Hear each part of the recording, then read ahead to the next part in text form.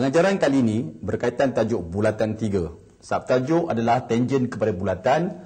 Pengenalan untuk tajuk ini menerangkan bagaimana membuat pengiraan yang melibatkan sudut dan jarak berdasarkan sifat tangen kepada bulatan.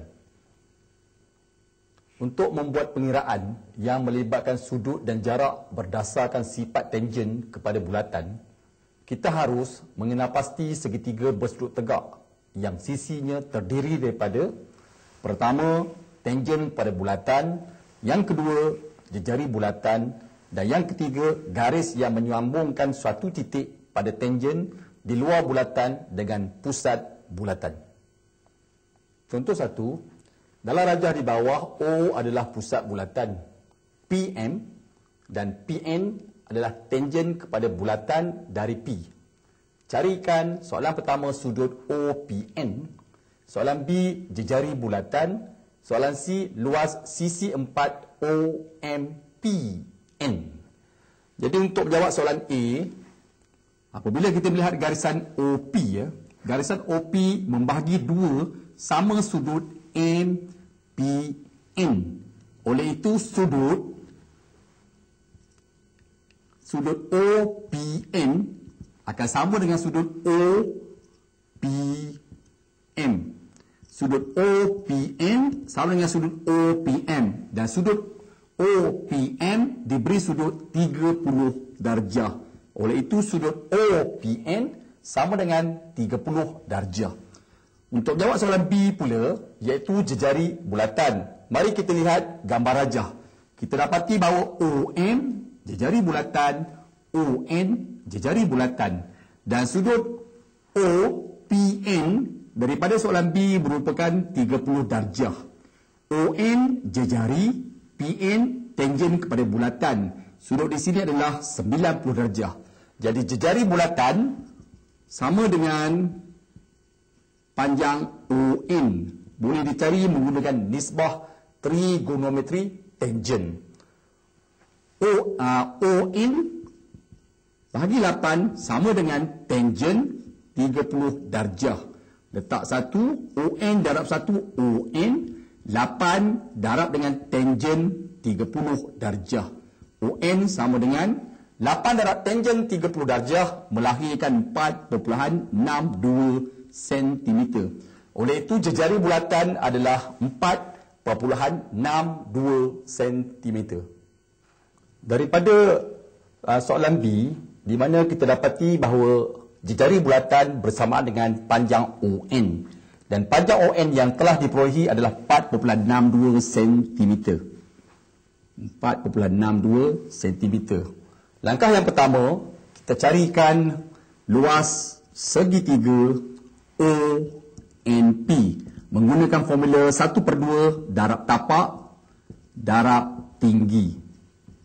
1/2 darab tapak 8 cm darab tinggi ON 4.62 cm melahirkan jawapan 18.48 cm berkuasa 2. Dan segitiga ONP dan segitiga OMP adalah dua segitiga yang kongruent.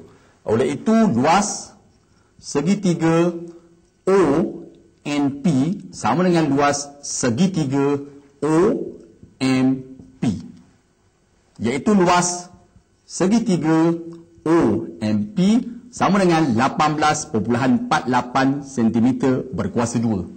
Untuk menjawab soalan C, luas sisi 4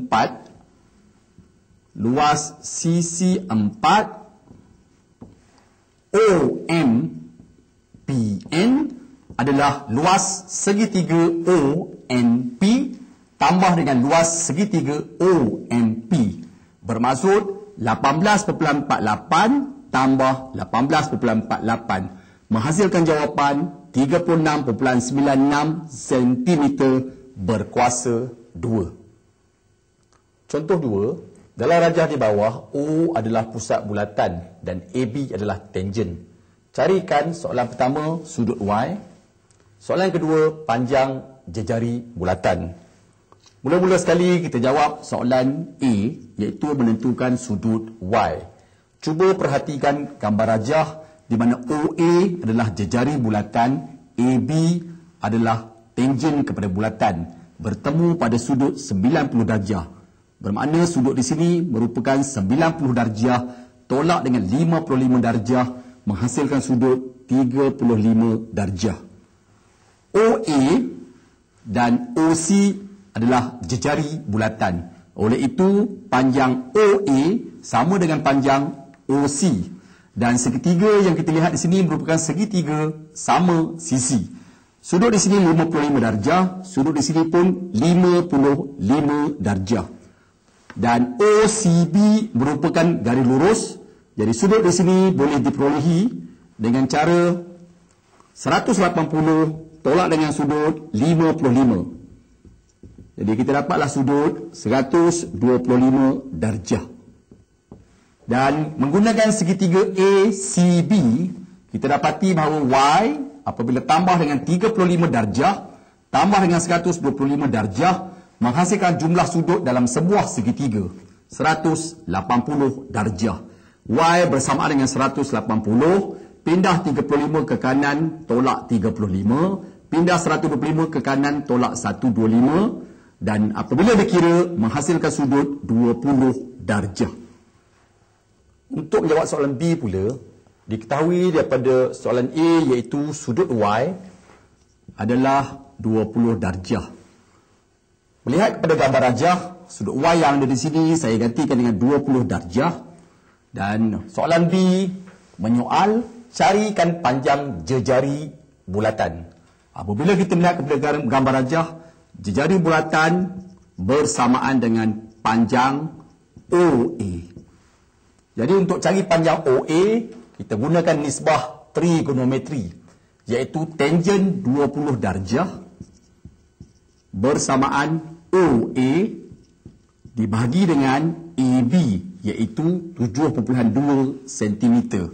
Letakkan di bawah tangen 20 darjah 1, kita gunakan kaedah darab silang, 1 darab OA sama dengan 7.2 darab tangen 20 darjah. Apabila dikira dengan penuh hati-hati, melahirkan jawapan 2.62 cm. Oleh itu, panjang jejari bulatan adalah 2.62 cm.